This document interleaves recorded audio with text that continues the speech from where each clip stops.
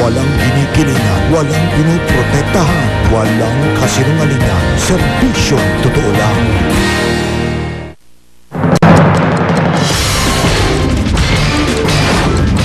Sa muling pagpapatupad ng number coding sa mga bus na walang plaka, pinag-uhuli.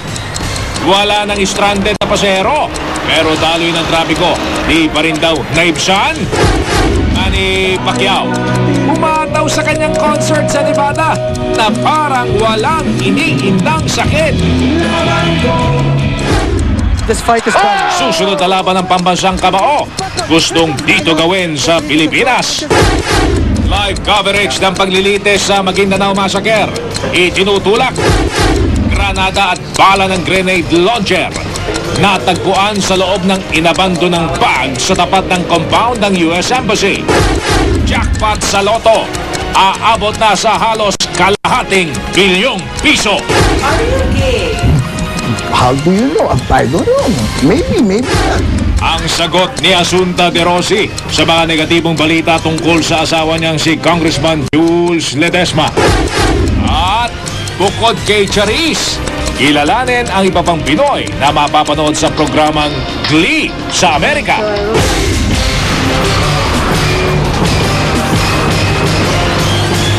Mula sa GMA Network Center, narito si Mel Bianco, Mike Enriquez.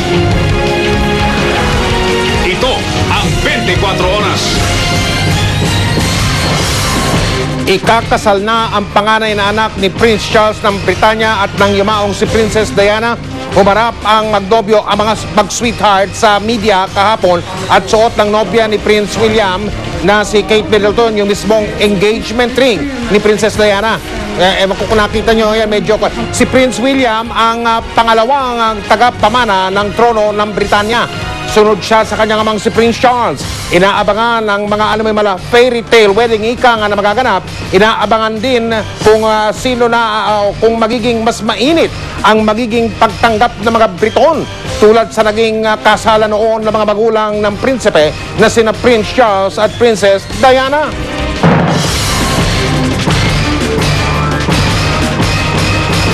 Magandang gabi po. Wala nang stranded na pasahero pero masikip pa rin ang daloy ng trapiko sa EDSA sa ikalawang araw ng pagpapatupad ng number coding sa mga bus. Ayon tuloy sa samahan ng mga pampasaherong bus, palpak daw ang sistema ng number coding. Pero katwiran ng Metro Manila Development Authority o MMDA, maraming pribadong sasakyan kasi ang lumabas sa pangambang maperwisyo na naman. Sakaling biglaan daw magtigil pasada na naman ang mga bus. Bukod dyan ay sobra pa rin daw ang mga pumasadang bus sa kabila ng number coding. Kaya mag-iisip pa raw ang MMDA ng iba pang paraan para mabawasan pa ang mga bus sa mga lansangan. Nakatutok si Steve Dailisan live mula sa EDSA Guadalupe. Steve, kamusta dyan? Yes, Mike. Mel, ngayon pa lamang daw talaga masusubukan itong pagpapatupad nitong number coding scheme. Sabi ng MMDA, tagumpay daw ang implementasyon nito ngayong araw dahil bumiyahe yung mga bus na dapat bumiyahe kaya walang mga pasaherong na stranded. Pero tanong naman nitong mga metro bus operators, nasan daw yung pangako nitong pagluluwag sa taloy ng trapiko?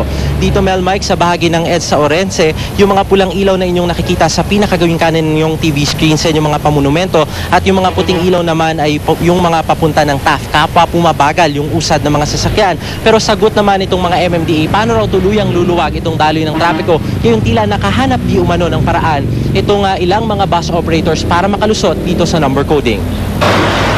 Pinagpapara ni MMDA Chairman Francis Tolentino sa EDSA Magallanes ang mga bus na ito. Bagamat ang plaka ay di nagtatapos sa 5 at 6 na kabilang sa number coding ngayong araw, walang plaka ang likuran ng mga sasakyan kaya nagsususpetsa ang MMDA. Hindi po namin alam kung saan nila ginamit yung second plate. Your guess is as good as mine. Baka pinagamit po sa ibang bus units nila. Itinanggi naman ito ng mga driver sabay pakiusap na sila'y pabiyahihin. Sir, yung sa aming plaka po, ninakaw po yun. Hindi naman po namin pinagagamit sa iba, napapaklasin. Ewan ko po kung nung nawala po yung sa amin, ewan ko kung ginagamit sa iba. Saan nanakaw? Di po namin alam, tatakbo-takbo. Pinatanggal nga daw nung nakaraan kasi nahuli ng smoke belting, kaya binabakbakan ng plaka. Habang inaayos nila, ando sa isang driver yung pinakapapel niya na nahuli. Pero di umubra mga pakiusap at pina-impound ang bus para maberipika. Karamihan sa mga bumabiyahing bus sa Metro Manila, tadtad ng mga stickers ng mga advertisements, kaya naman naharangan daw yung bintana at maging yung rearview mirror ng bus. Ito rin daw yung dahilan kung bakit hindi kaagad mapupuna kapag wala na yung plaka dito sa gawing likuran. Kaya gusto ng MMDA at ng DOTC na gawin na lamang iisa yung kulay ng mga bus na bumabiyahe depende sa ruta para na rin makaiwas sa kolorum. Di gaya nung Lunes, muling napuno ng mga bumiyaheng bus ang EDSA kaya walang stranded na pasahero. Pero kung ang Metro Bus Operators Club ang tatanungin, bigo ang sistema dahil di naman daw naibsan ng traffic kahit may number coding na ang mga bus.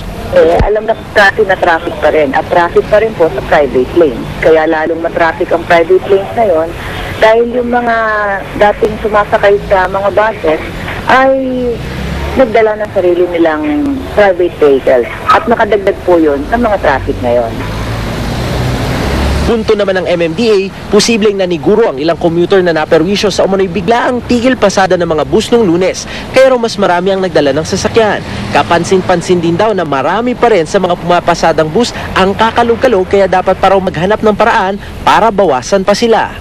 Kanina inilabas na rin ng MMDA ang listahan ng 80 bus company na ipapashow cause order sa LTFRB dahil sa pakikisa sa umano'y illegal na tigil pasada nung Lunes. Pero sabi ng GEL Transport na kabilang sa listahan, ang GEL ay nagbiyahe.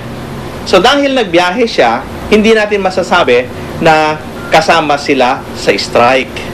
Maraming hindi pumasok that day. Kasi ang nababalitaan nga nila at magkakaroon siguro ng mga strike, ang nagdesisyon dyan would be yung mga drivers. Lagi ko naririnig ang GEL at saka Manrose. Out of 100. Ang magfa-file po ng kaso, LTFRB. Papaimbestigahan sila. Wala tayong pinipiling tao, wala tayong pinipinpoint, wala tayong pinipili. Basta po yun nakasama doon. At nagbabala naman si Pangulong Noynoy Aquino sa mga bus operator na sumali sa strike. Maling-mali raw ang tigil pasadang ginawa ng mga bus operator nung Lunes. Ang prangkisa raw ng mga ito ay isang pribilehyo, kaya may mabigat na obligasyon sa publiko ang mga nabibigyan nito. Mike, bukas ay isusumiti na raw ng MMDA sa LTFRB yung mga nakalap nilang mga ebidensya kaugnay pa rin sa isinagawang tigil pasada nung Lunes. Sakaling may masuspinde, ay nakahanda pa rin daw itong MMDA na maghatid ng libreng sakay at handa rin silang magpasaklolo muli doon sa iba't ibang mga ahensya ng gobyerno para masiguro na wala nang masistranded na mga pasahero. Balik sa iyo, Mike. Steve, sa pinakita nyo ang video na live ngayong gabi, mukha namang dumadalo yung trapiko dyan sa Meg Guadalupe. At sa Steve? Tama ka dyan, Mike. Dumadaloy naman itong mga sasakyan pero nagkakaroon talaga ng pagbabagal. Medyo ongoing naman itong tuloy-tuloy nga yung pagdaloy ng mga sasakyan, Mike. Kaso lang nagkakaroon ng pagbabagal dun sa may bahagi ng Guadalupe, Mike. Okay, Steve. Siguro mamaya mapansin natin kung talagang sinusunod nga ba ng mga bus yung number coding para sa araw na ito. Miyerkules ngayon, so ang bawal ngayon 1, 2, 3, 4, number 5 at number 6 yung huling numero sa plaka, Steve. Tama ka dyan, Mike. Karamihan naman dun sa mga bus na nakita natin kanina, sinunod naman nila itong number coding na ipinatupad. Bawal nga yung 5 at 6. Pero karamihan dun sa mga napunta kanina ng MMDA, sila talaga yung mga walang plaka sa likuran. Yung katwiran nila, Mike, sila raw yung mga nahuli na smoke belchers. Kaya naman kinumpiska yung kanilang plaka sa likuran. Pero yung iba, nagsabi na nawala raw yung kanilang mga plaka.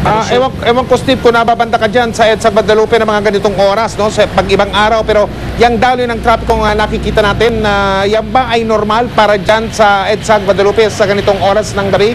Kaya may color coding o number coding man o wala, Steve? Mike, kung itatanong mo kung yung paghahalin tulad nung wala pang number coding kumpara dun sa ngayon na meron ng number coding, tila halos pareho lang din naman yung daloy ng mga sasakyan dito, may pagbabagal pa rin. At yun nga, hindi naman gaanong naramdaman, sabi na rin ng mga motorista kanina, yung epekto raw nitong pagpapatupad ng number coding sa mga bus, Mike. Maraming salamat, Steve Dailisan. Muli pong iginiit ng Department of Energy tungkol po naman ito sa presyo ng gasolina na ang presyo sa pandidigang pamilya ng dahilan ng hanggang 2 pisong kada litrong pagtaas sa presyo ng mga produktong petrolyo dito sa ating bansa. Sapat naman din daw ang supply ng mga produktong petrolyo natin. Nakatutok si Julius Govia. Wala raw kinalaman sa oil price hike ang problema sa supply dahil sa tumagas na pipeline ng First Philippine Industrial Corporation o FPIC. Ayon sa Department of Energy, ang pataas na trend sa presyo ng krudo sa pandaigdigang merkado ang nasa likod ng nakaraang OPH. Katunayan ngayong taon, umabot na sa $100 level per barrel ang presyo ng diesel. Hindi pa masabi ng DOE kung masusundan pa ang OPH, bagamat reasonable naman daw ang huling dagdag presyo. Yung presyo sa Metro Manila ay generally the cheapest, except dun sa mga bansa na mayroon silang subsidy. Di rin alam ng DOE kung kailan muling magagamit ang tumagas na tubo ng FPIC. Bukod sa pressure test, kailangan ding sumailalim ng pipeline sa iba pang pagsusuri para masilip ang critical point ng tubong may habang 117 kilometers. Kaya ang resulta, pagkaantala ng supply ng produktong petrolyo sa Metro Manila. Ang Shell station sa EDSA Cubao na nawala ng supply kagabi, di pa raw tiyak kung kailan muling madadalhan ng supply. So pag ganun, saan po kayo nagpapakarga? Sa ibang gasolinahan, medyo hassle kasi yung ibang station nila wala. May supply naman ang Chevron station na ito sa Timog Avenue.